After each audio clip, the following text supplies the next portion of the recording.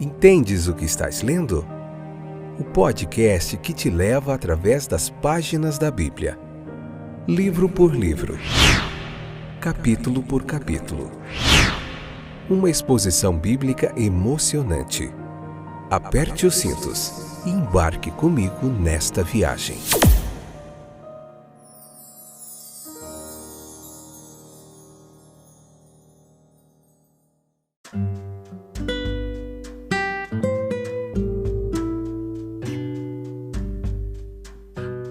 Olá, meus queridos, vamos lá? De volta para aprendermos mais um pouquinho da Palavra de Deus. Espero que todo esse aprendizado ele contribua para o aumento da nossa fé, adquirimos uma maturidade, E podemos estar melhorando como cristãos, por que não? Precisamos estar aprendendo mais da Palavra de Deus, de como o que Cristo fazia, como Deus agia aqui no Antigo Testamento, Hoje mesmo nós vamos ver o Êxodo capítulo 13, a parte 2ª, o episódio 199 da 3ª temporada, como a jornada de Israel saindo do Egito é um tipo da peregrinação do cristão também nessa terra. Nós vamos ver todas essas semelhanças aqui, beleza? As provações, se você puder, leia o capítulo 13 e depois escute a nossa explanação, tá? Espero que esteja tudo bem com vocês, que bom que voltaram. Aqueles que chegam pela primeira vez também sejam bem-vindos. Em vários lugares do Brasil e do mundo, estamos formando uma grande comunidade de pessoas interessadas em aprender a Palavra de Deus, sem criticar outras religiões, sem criticar outros movimentos, Estamos aqui somente para ensinar a Palavra de Deus, sem nem mesmo definir uma para você que você tem que ser calvinista ou arminiano, isso e aquilo, não é nossa intenção aqui colocar rótulos, não. Nós conhecemos a teologia, as várias raízes, os vários segmentos, mas estamos aqui somente para te ensinar a Palavra de Deus e te mostrar Cristo aqui em cada capítulo da Bíblia. Beleza? Vamos lá. As provações e tentações são proporcionais à sua capacidade de suportá-las. Ele não os conduziu pelo caminho da terra dos filisteus.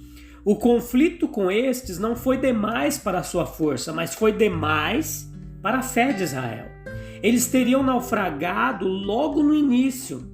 Ele não permitirá que sejamos tentados além do que nós podemos suportar. Nós precisamos ter certeza. Ele estava próximo, mas o caminho mais curto para a nossa posse pode não ser o mais seguro.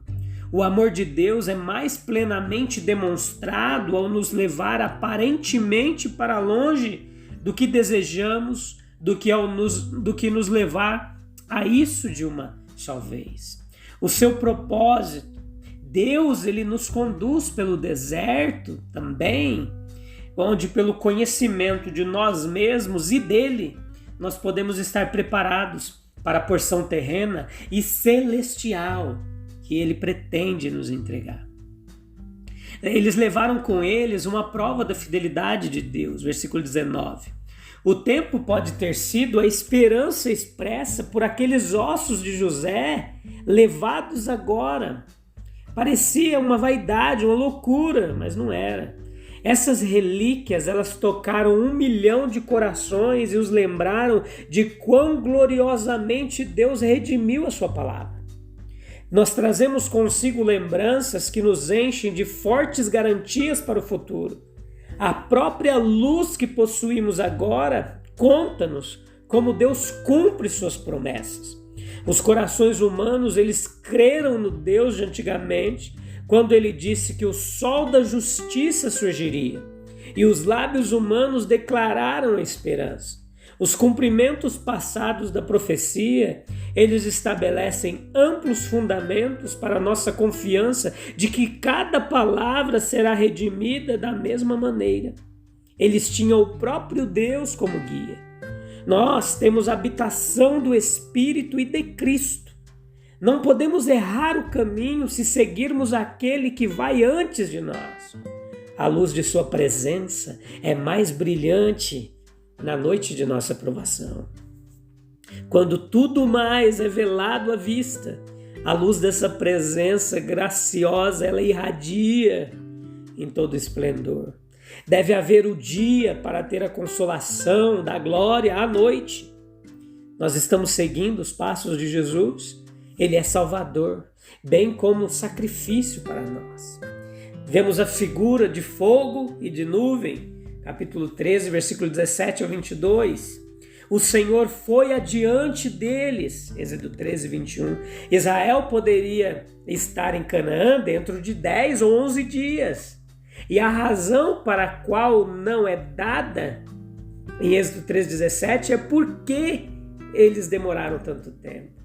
Isso, portanto, não é uma razão para os 40 anos de peregrinação, mas apenas para a rota tortuosa pelo deserto do Sinai. Veja comigo que a linha da marcha de Israel para os 2 primeiros dias, ela foi dada.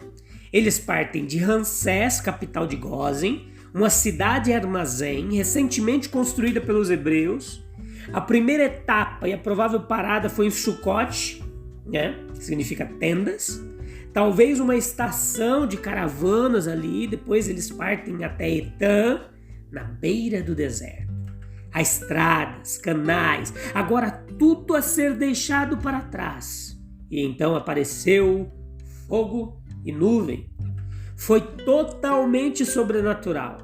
Deus viu a necessidade de Israel naquele momento e atendeu à sua maneira. Veja que fantástico foi esse fogo e essa nuvem ali. Era uma nuvem de fogo, na nuvem e de Jeová em ambos. Êxodo 13, 21 e Êxodo 14, 24. O último, sem dúvida, foi uma manifestação de Deus no Antigo Testamento. Um muro de nuvens para o Egito, escondendo a lua, o mar e os movimentos avançados enquanto os exércitos avançavam de Israel. Quando a nuvem se levantou, Israel se foi. Do outro lado, fogo, aumentando a iluminação da lua, pelo qual Israel atravessou o mar. Parecia um telhado ou um toldo sobre eles. Veja Números 10, 34, Salmo 105, 39, 1 Coríntios 10, 1 e 2. Os seus movimentos, geralmente estacionário, no tabernáculo, no propiciatório, às vezes enchendo o tabernáculo para que ninguém mais pudesse entrar para ministrar. Quando a nuvem se levantava, Israel avançava. Quando a nuvem descia, Israel deveria descansar. Qual o significado? Israel não poderia ter visto a nuvem de fogo por 40 anos sem captar muito do seu significado. A nuvem de fogo ensina o que o Senhor Jesus é, sempre na e com a igreja. A glória de Jeová apareceu na nuvem, em dupla glória, no fogo da santidade, na nuvem de misericórdia. Ele assim aparece para a alma individualmente, para a família, para a igreja, para a nação, para o mundo mais amplo. Nos monumentos egípcios, os generais são representados como chamas, fluindo na escuridão à frente dos exércitos. Mas Jesus é nosso muro de defesa, nosso conforto, cujas interposições são sempre marcadas por uma oportunidade maravilhosa. Estão aí comigo? Então note, arruma um caderninho aí para você anotar tudo que você achar importante para você pesquisar depois. Foi na borda do deserto que a nuvem do fogo apareceu pela primeira vez. E após a jornada no deserto, parece ter desaparecido, exceto como pode ter sido representado pela Shekinah, a glória de Deus, acima do propiciatório que garantiu esplendor incomum na dedicação do primeiro templo. Os ossos de José eram uma premissa. Veja no versículo 19. Acima de tudo, uma promessa aos mortos. Sim, deve ser considerado sagrado. Em meio à pressa de sua partida, os israelitas não se esqueceram de levar consigo os ossos de José. Provavelmente levaram também ossos de outros patriarcas. José havia dito, certamente Deus o visitará. Gênesis 50, 25. Ele morreu na fé. Sim, José morreu acreditando, não tendo recebido as promessas, mas vendo-as de longe. como diz Hebreus 11, 13 a 22. Na época da morte de José eram escassos os sinais de que Israel se tornaria um povo tão grande e seria conduzido com muitos milhares para ir a Canaã. A fé de José repousava na palavra de Deus. Deus havia dito que esse tempo chegaria e chegou. Nunca nós iremos errar em estarmos dependendo da promessa divina. Aqueles que confiam nele, por mais que o mundo os ridicularize, como entusiastas devotos, provarão estar certos a longo prazo.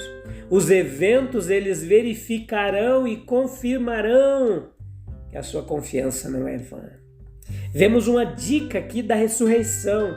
De onde vem esse cuidado de José? Entregar seus ossos. O que importa, pode-se perguntar, onde o pó é colocado se apenas o espírito estiver seguro. De certa e de qualquer forma, isso importa muito pouco. Embora a afeição naturalmente inspire-nos o desejo de dormir ao lado dos parentes que já se foram, pode ter havido mais do que isso. O cuidado do corpo no Egito estava, como sabemos agora, ligado à esperança de seu reavivamento. E há bons motivos para acreditar que a mesma esperança ela repousava ali sobre José. Tem a ver com este mandamento de José e com o cuidado amoroso que foi demonstrado pelos patriarcas, em geral, no cuidado de seus mortos. O corpo do cristão é um depósito sagrado, destinado a compartilhar com a alma na glória ainda a ser revelada. Há uma aptidão em tratá-la com reverência e colocá-la em um lugar consagrado aos mortos cristãos. Me lembro de Abraão, né? Cuidado que ele teve com a sua esposa ali, sepultá-la. A coluna visível não é mais vista, coluna de fogo, versículo 21 e 22. A presença de Deus ainda acompanha a igreja, embora aquela coluna de fogo ainda não seja mais visível. A igreja, em todas as suas peregrinações, confere a ela benefícios análogos aos desfrutados pelos povos antigos. A presença de Deus manifestada na coluna de nuvem e fogo. Deus é santo. A santidade é o princípio que guarda a distinção entre o Criador e a criatura e exclui eternamente tudo que é mal e impuro da natureza divina. É o zelo do Senhor dos Exércitos por sua própria honra, pela manutenção dos interesses da verdade, pureza e justiça. O fogo na nuvem era um símbolo disso. É como o santo que Deus habita na sua igreja. O santo de Israel no meio de ti. Isaías 12:6. A santidade, portanto, torna-se aqueles que o servem. Salmos 93:5. O privilégio é grande, mas perigoso. O pecado leva à retirada da presença de Deus. Quando Israel pecou na questão do bezerro de ouro, Deus se retirou para além do recinto do acampamento e a coluna de nuvem foi afastada. A rebelião, ela provoca a ira de Deus. Em mais de uma ocasião, o fogo saiu do meio da coluna e destruiu os rebeldes. Levíticos 10:2, Números 16:22, Números 17:10. Você pode pesquisar lá. Nosso Deus é um fogo consumidor. Hebreus 12:29. A santidade voltada contra o pecado é ira. Deus tempera a visão de sua santidade que de outra forma seria insuportável para o homem, envolvendo-a na nuvem. Isso tudo foi esclarecedor, uma coluna de fogo para iluminá-los. A presença de Deus na igreja, ela é iluminadora. É de onde brilha a luz brilha na palavra, na providência divina, no ensinamento do Espírito que ilumina ambos. O que a luz faz? Ela nos mostra a verdade espiritual, ela revela o dever, ela orienta e nos alegra na noite da aflição. A luz, ela está envolta com um mistério. A luz está na nuvem. Na melhor das hipóteses, sabemos, mas em parte. 1 Coríntios 13:12. Até a verdade revelada tem seu lado misterioso. Abrigo. A alusão a Isaías 4,6 sugere que a nuvem se espalhou sobre o acampamento durante o dia e assim formou a sombra do calor. A presença de Deus é um abrigo agradecido para o seu povo. Eles sentem a necessidade disso quando as tentações assaltam ferozmente ou quando surgem tribulações e perseguições por causa da palavra. No tempo da angústia, me esconderá no seu pavilhão, no esconderijo do seu tabernáculo me esconderá, dizia o salmista no Salmo 27,5. A coluna ela era um guia também, né? A coluna foi antes do acampamento de Israel para guiá-los pelo caminho, Deuteronômio 1,33.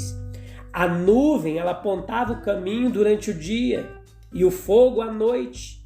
A igreja e o cristão individualmente são igualmente guiados. Aquele que procura conhecer a vontade de Deus não falhará na direção. A providência abre o caminho. A luz que emana da palavra, ela mostra o caminho do dever. Os teus ouvidos ouvirão atrás de ti uma palavra dizendo, Isaías 30:21, este é o caminho, andai por ele, virando-vos para a direita e para a esquerda. A coluna, ela adaptou-se às circunstâncias. Sim. E ela, durante o dia, quando o céu estava claro, ela tinha a forma de uma nuvem. E à noite, ela brilhava como um fogo brilhante. Ela movia-se na frente como um farol guia. Foi estendido como um toldo sobre o acampamento em outro momento foi atrás, interceptando o inimigo. Veja no capítulo 14, versículo 19 de Êxodo.